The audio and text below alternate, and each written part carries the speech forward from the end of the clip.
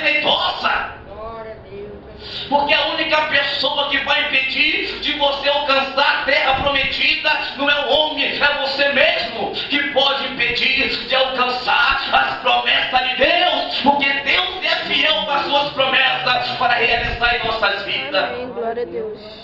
E diz a Bíblia Sagrada, meus irmãos, que Moisés ali no Monte Horebe, apacentando as ovelhas do seu sogro, e de repente, aleluia, aquela voz fala com ele, bradando, no meio de uma sarça ardente, dizendo: olha, Moisés, eu sou o Deus de Abraão, de Isaac e de Jacó. Eu tenho contemplado o sofrimento do meu povo ali no Egito, mas eu te escolhi, Moisés, eu te escolhi você para ser o libertador do meu povo. Eu vou te enviar até a terra do Egito para libertar o meu povo daquela escravidão, daquele sofrimento.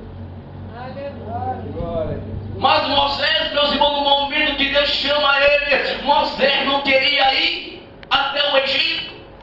Senhor, logo eu não sei falar, eu tenho uma fala pesada, aquele povo não vai me entender, Deus. Mas Deus, meus irmãos, Ele não quer capacitado. Deus pega o homem e capacita. Deus escolheu Moisés para ser o libertador do seu povo no Egito, porque a promessa estava de pé. A promessa que Deus fez a Abraão estava de pé. Deus prometeu que daria uma terra que manava leite e mel para a descendência de Abraão. E ali Moisés ainda tentou lutar com Deus.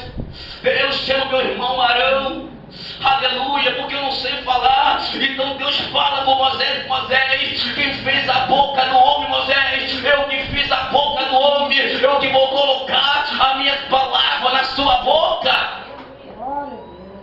Esse que é Deus, meus irmãos, porque Deus não quer intelectual, Deus não quer homem que tenha sabedoria humana. Deus pega um homem que ninguém dá nada por ele e capacita, porque Deus é Deus.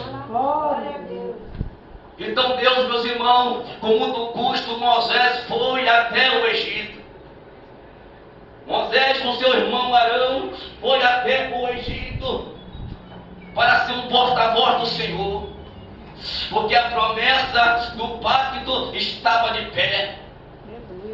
Moisés chegando no Egito ali, meus irmãos, pela autoridade do Senhor, juntamente com seu irmão Arão, aleluia.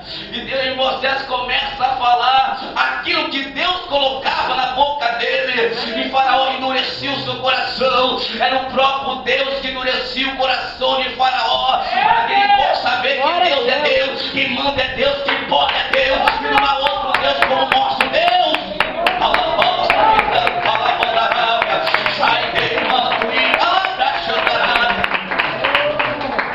E ali, meus irmãos, Deus, usando ali as mãos de Moisés, começa a mandar as 10 pragas sobre a terra do Egito. O rio transformou em sangue. Deus começou a mandar as pragas de piolho, das rãs, das moscas. E ali, meus irmãos, mesmo assim Faraó endurecia o seu coração. Mas diz a Bíblia que era o próprio Deus que endurecia o coração de Faraó. E a última praga não teve jeito. Deus matou todos os primogênitos. O primogênito de Faraó não teve jeito. Então Faraó falou com Moisés: pode levar este povo, Moisés, leve este povo agora, porque eu não aguento mais tantas pragas que esse Deus mandou sobre os Egípcios, sobre a minha vida. É assim que Deus faz. E Moisés foi conduzido ali, meus irmãos, teu povo, em direção a Canaã, porque do Egito ia entrar em Canaã. Mas você vai saber por que aquele povo não entrou em Canaã. Então Moisés, meus irmãos, conduzindo aquele povo, depara de frente o Mar Vermelho. De um lado, meus irmãos, as montanhas. Faraó e os seus exércitos vinham atrás do povo de Deus. E Deus opera mais um grande milagre ali, meus irmãos. O povo começou a ficar em desespero. Moisés começou a clamar. Então Deus falou com Moisés: Moisés, por que clamas a mim, Moisés? A vida de povo que marcha, Moisés. Toca nessa água agora, que o mar vai se abrir. Eu vou mostrar para ele que marcha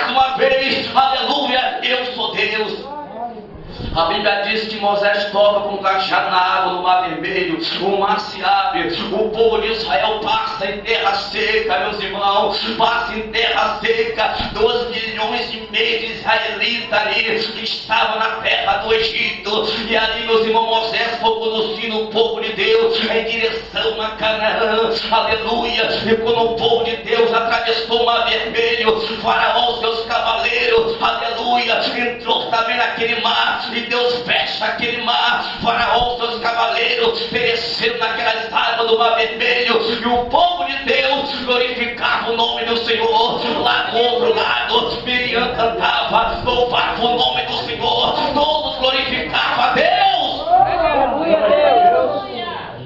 E aquele povo ali, meus irmãos, Moisés pega aquele povo em direção à terra que Deus tinha prometido ali a Abraão. E aquele povo vai para o deserto. E aí, meus irmãos, no deserto que você vai saber aquele que é crente, aquele que não é. É no deserto da provação, meus irmãos, que Deus vai provar a nossa fé. É no deserto que Deus vai saber o que realmente há no nosso coração. Porque é no deserto que você vai pegar experiência com Deus. Porque é no deserto que você vai amadurecer com o Senhor. E quando Moisés pega aquele povo e leva para o deserto, meus irmãos, Canaã estava tão perto dele, mas aquele povo ali padeceu 40 anos andando em círculos, porque começaram a murmurar contra Deus, começaram a murmurar contra o Senhor, aleluia. E meus irmãos, quando nós aceitamos o Senhor Jesus como Salvador da nossa alma, tem que ser a vontade dele em nossas vidas. E ali, meus irmãos, aquele povo ali começou a murmurar, aleluia, e não tinham o que comer, mas Deus nunca desamparou aquele povo. Então Moisés orou, que Deus fez descer do céu um maná para saciar a fome daquele povo. E no deserto tinha água, Deus abriu uma rocha e saiu água daquela rocha e saciou a sede daquele povo. Deus nunca desamparou aquele povo. Todo mundo sabe que o deserto, durante um dia, é um calor infernal durante o dia, o deserto. E durante a noite, é um frio terrível que faz no deserto. Mas mesmo assim, a Bíblia diz, meus irmãos, que durante o dia, Deus colocava ali uma nuvem para refrigerar do calor do deserto o seu povo. E durante a noite, Deus colocava uma coluna de fogo para aquecer do frio daquele deserto. Deus não desamparou aquele povo, mas mesmo assim, aquele povo murmurava contra Moisés e contra Deus, e dizendo: Moisés, você nos tirou lá do Egito para morrer neste deserto. Tenha certeza de uma coisa: se Deus colocou você no deserto, seja fiel, você não vai morrer no deserto, porque as mãos de Deus estão sobre a tua vida. Glória a Deus. E a Bíblia diz, meus irmãos, que chegou o momento aí, meus irmãos, que aquele povo deixou o pacto ser violado. No momento, meus irmãos, que Moisés subiu aquele monte para ficar a sós com Deus, 40 dias e 40 noites, ali Deus começa a dar as leis a Moisés, aleluia. E no período que Moisés estava naquele monte ali, a sós com Deus, aleluia, o povo lá embaixo estava se corrompendo, se contaminando com o Senhor. Então Deus tirou, meus irmãos, porque algo que aborrece o Senhor é a idolatria. Algo que, meus irmãos, que entristece o nosso Deus é a idolatria. E quando Moisés estava lá, aleluia, com Deus no monte ali, aleluia, o povo lá embaixo começou a se contaminar, fazendo ali um bezerro de ouro para o adorar. E Deus se entristeceu daquele povo. Chegou o momento, meus irmãos, que Deus não queria ir mais com aquele povo.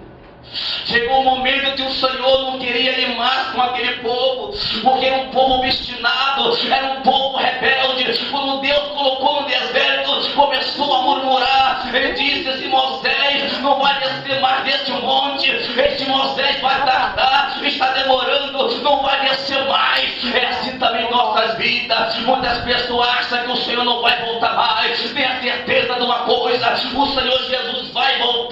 ele vai voltar porque eu creio, porque a palavra diz que ele vai voltar, e temos que estar no deserto, glorificando o nome do Senhor, esperar a promessa da sua vinda. Glória a Deus. Assim como aquele povo ali, meus irmãos, achou que Moisés estava tardando, que não ia descer mais daquele monte, e começou a se corromper, fazendo ali um bezerro de ouro para o adorar. Foi exatamente neste momento que o pacto foi violado da vida dele. Aquele povo mesmo, meus irmãos, deixou de entrar na terra prometida, na terra que Deus prometeu a Abraão, que a sua descendência daria uma terra deleitosa, uma terra que manava leite e mel. Aquele povo deixou de entrar nessa terra porque não foi fiel a Deus, porque desobedeceu a ordenança do Senhor no momento que Deus colocou no deserto para ser provado por ele. Então, meus irmãos, antes de nós entrarmos no céu, nós vamos passar pelo deserto. Vamos passar pelo deserto da provação. É no deserto que você aprende a ser mais humilde. É no deserto que você vai reconhecer que Deus é Deus e nós não somos nada. É no deserto que nós vamos ver, meus irmãos queridos, que nós somos pó, cinza, barro. É no momento que nós achamos que nós estamos só, fracos, mas tem a certeza de uma coisa: é no deserto que Deus está contigo também, porque Paulo falou, é como nós pensamos que nós estamos fracos, é aí que nós estamos fortes, porque o poder de Deus aperfeiçoa na fraqueza do homem. E ali, meus amados irmãos, aquele povo ali deixou de entrar em Canaã. Somente Josué e Caleb, aqueles 12 que saíram lá do Egito, que pôde desfrutar dessas maravilhas, e aquele jovem ali de 22 anos para baixo, que não se corrompeu, que não se contaminou, teve esse privilégio de entrar em Canaã, na terra que Deus tinha prometido aos seus pais. Precisamos ser, meus irmãos, como Josué. Precisamos ser como Caleb, que saiu do Egito, mas entrou em Canaã. Porque o Egito é este mundo que nós vivemos. Faraó é Satanás, meus irmãos, que tem escravizado a humanidade neste mundo. Mas no momento que o Senhor Jesus nos resgatou do Egito, no momento que o Senhor Jesus nos tirou das garras de Faraó, temos que zelar, meus irmãos, para que este pacto não venha a ser violado da nossa vida. E não foi fácil entrar em Canaã, porque tem muitas pessoas que acham que é fácil entrar no céu.